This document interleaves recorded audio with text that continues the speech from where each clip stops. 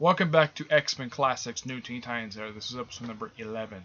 And in this episode, we're going over issues 21 to 23. Alright? First up is issue 21.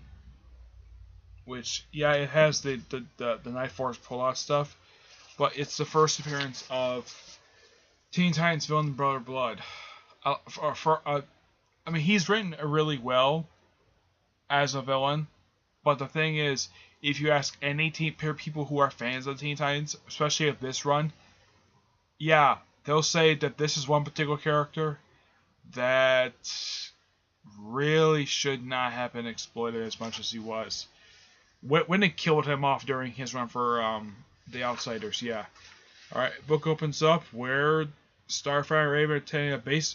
They went to a baseball game to stop a bomb.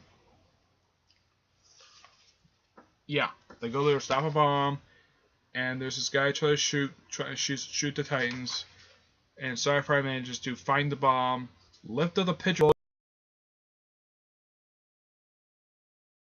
goes up, and she goes back down. And cut away to a satellite, which I think, don't know who exactly is in that satellite. It's not really stated at this moment, but yeah. Then we cut away to Mercy, who is no girlfriend of Cyborg's. Yeah, she's on the run from the Church of Brother Blood, and they try to shoot her, try to kill her, and then we cut away to Cyborg and Sarah Charles having a conversation what happened with Deathstroke in the previous arc, previously, and he's been trying to avoid her, try to protect her in a way. I mean, he does care about her, but and then while they're having a conversation, they get interrupted by a phone call from Mercy, who's basically begging Victor to help her, and he's basically yelling for her while the place she's in blows up, and he flies. Yes, I think he jumps. Yeah, he jumps. I think he's jumping a jump, all over there, and find Mercy's body. We got away to says somewhere in Massachusetts, where this particular woman is basically telling her that she's been loyal to him, and we finally see what this guy looks like. And if you want to know what Brother Blood looks like when he's drawn by George Perez and not by the artist who did Jeff Lemire's run for Animal-Man, this is Brother Blood. This is the first of two that appear in the DC universe. Yeah, I can kind of see why people who don't like Joe Winnick's run that much, they can probably agree killing off this guy was probably a good idea for him to do. Because here's the thing, he looks really cool and he's written really well, but he's not that interesting of a villain at all. He's a cult leader. Cobra is more interesting than this guy is. My guess is that Marv Wolfman wanted to use Cobra, but he probably wasn't allowed to, so he had to create this character, Brother Blood, instead. So the sister who basically failed, even though she succeeded in killing the person, she gets executed by this gigantic spider creature. Yeah. And he just yabbers for a bit, and we cut away to the Titans Tower, where Victor tells him what was going on with the Brother Blood, like something was going on with Brother Blood, and the Titans just figure out how to just break into this place. Well, then we cut over to the funeral of Mercy's funeral, where Victor is attending, and of course Mercy's father basically is upset that he's there because he blames him for her death, even though that he had nothing to do with her death at all. Yeah. And we have this page of a bunch of text about about the Church of Brother Blood, and the Titans pretty much go undercover and trying to infiltrate them, and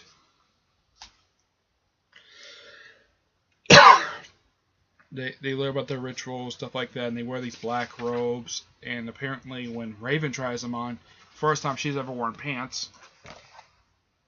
The reason I'm kind of rushing this because this is not that interesting of a story.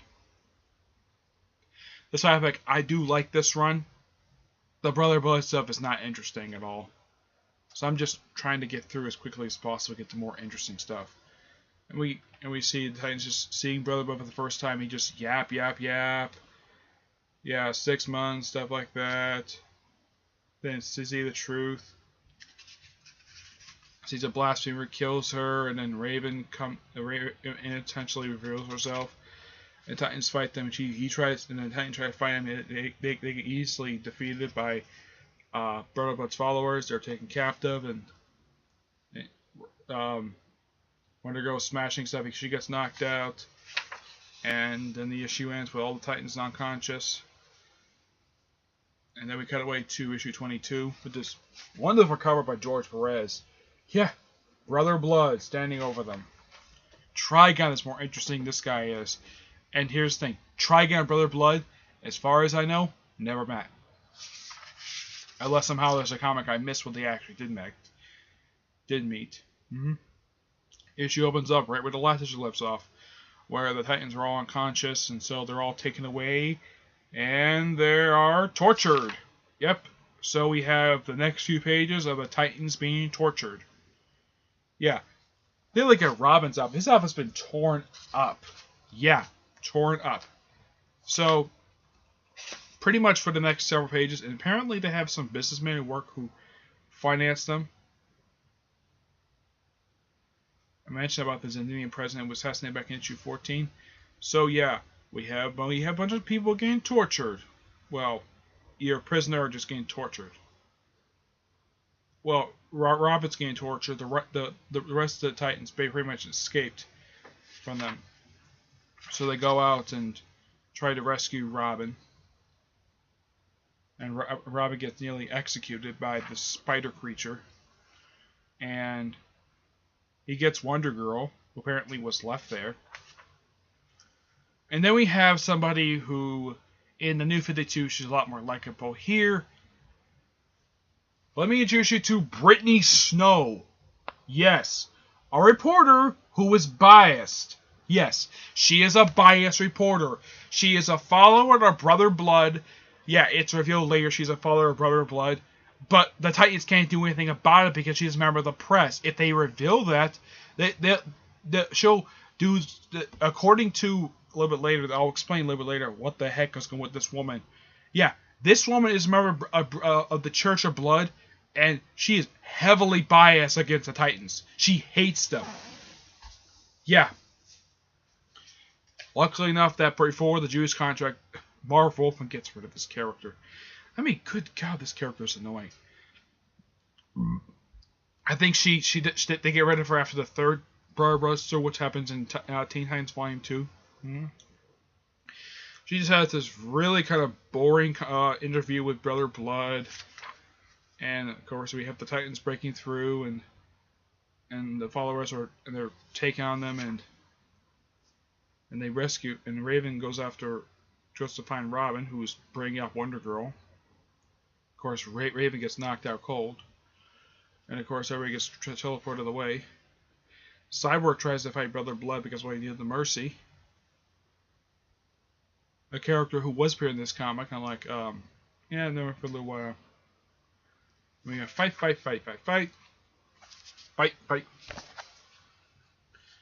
Lots and lots of fighting. Apparently, Brother Blood gets away. Apparently, plane is destroyed. Turns out it's completely untrue. Yeah, and he's telling the Brother Blood basically, yeah,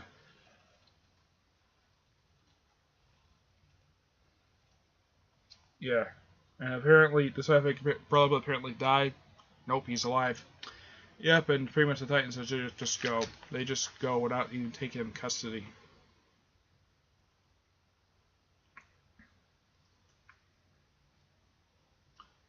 And he just goes away in the sub.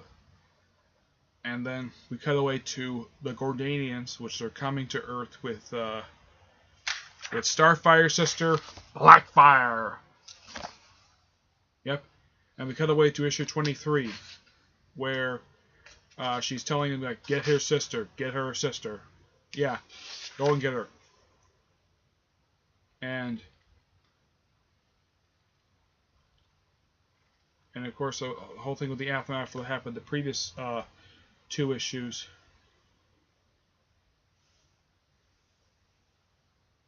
Promise to save contact, basically.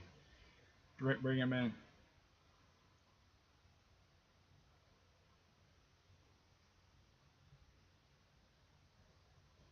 Yeah, these soldiers want to bring him to custody for some reason because what he did to Brother Blood.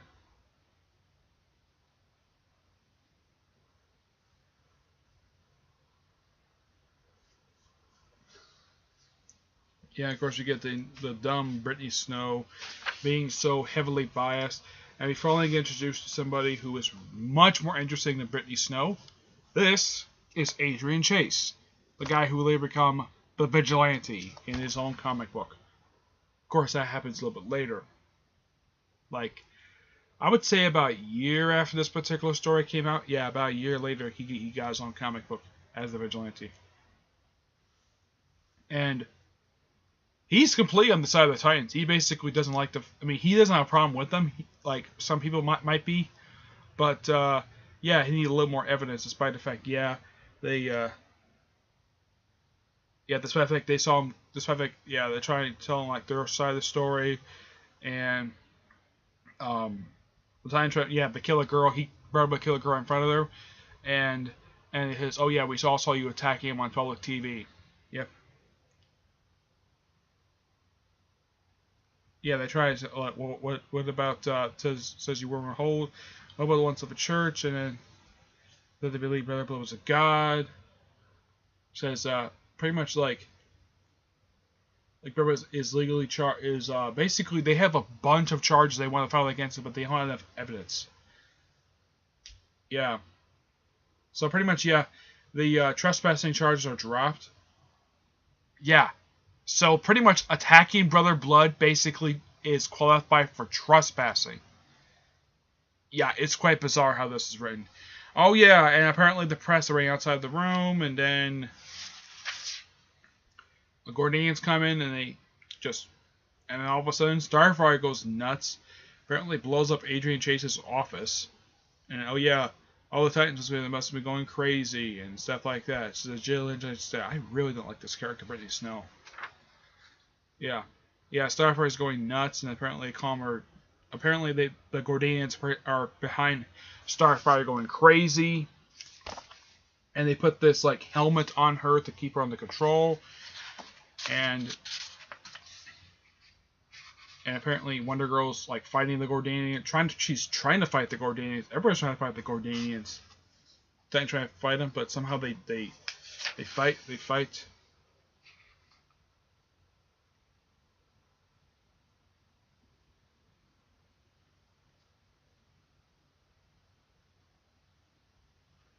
Yeah, and the military fires on the Gordanians, and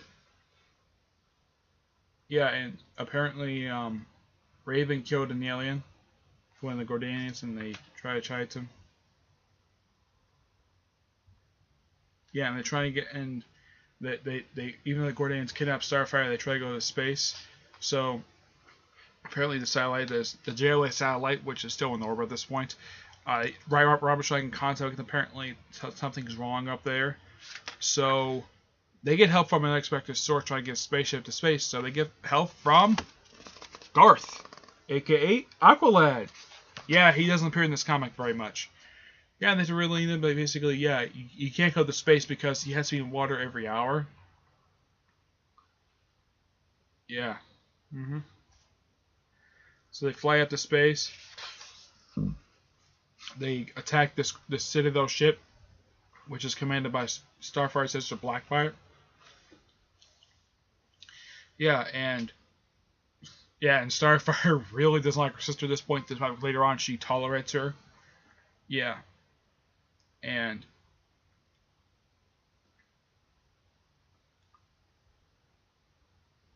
they talk for a bit. She executes some Gordanians for being loudmouths. and she sort of face palms her. Yeah, she face palms her. Tries to get there, and the Guardian ship is attacked, and they just leave.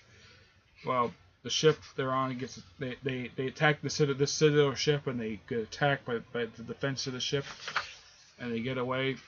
But they manage to get to the JLA satellite, which is Superman is there. Apparently, Cyborg has lost his legs have come off, and yeah, Superman's there. Apparently, he has lost most of his powers. And it says, and then the issue ends with next issue. The Omega Men. I'll explain them in the next episode. Now, what did I think of these 3 issues? Ooh boy, the Brother Blood stuff. The Brother Blood issues were really not interesting at all. I mean, it's just a bunch of yapping by a bunch of Brother Blood. I mean, the only thing that was interesting about Brother Blood is that he was a good fighter. Despite the fact he was kind of a cheater anyways. And this... I'm not sure why Marv Wolfman did this story with the Brother Blood stuff. And to have a reporter be a member of his church? Really? Yeah, he wrote the character Brittany Snell to be so freaking annoying. That's why the New 52 version is a lot more tolerable than this woman is. But I guess by the end of part 2, they must like, oh, this story must be getting really boring. Yeah, the readers are getting bored. Let's throw something interesting. Let's throw in the Gordanians. First time they've been seeing the book since issue 1. Yeah, first time since issue 1 they've been seeing. And it was interesting to see them and seeing Blackfire again. Yeah, of course, and sorry for seeing Blackfire again was really cool. Setting up for the next few issues and leading to the annual, which I'm going to take care of next episode. So, pretty much for these 3 issues overall, I give 21 a 7.75 out of 10. It's probably one of the worst issues of the whole run. 22 is a little bit better, especially with great cover. I give that one an 8. And I give 23 a 9 out of 10. I know I give all different ratings, but yeah. But that's it for this episode. Stay tuned for the next episode, which should be episode 12. And I'm covering issues 24, 25, and annual number 1. Okay? Till then, see you there. Bye.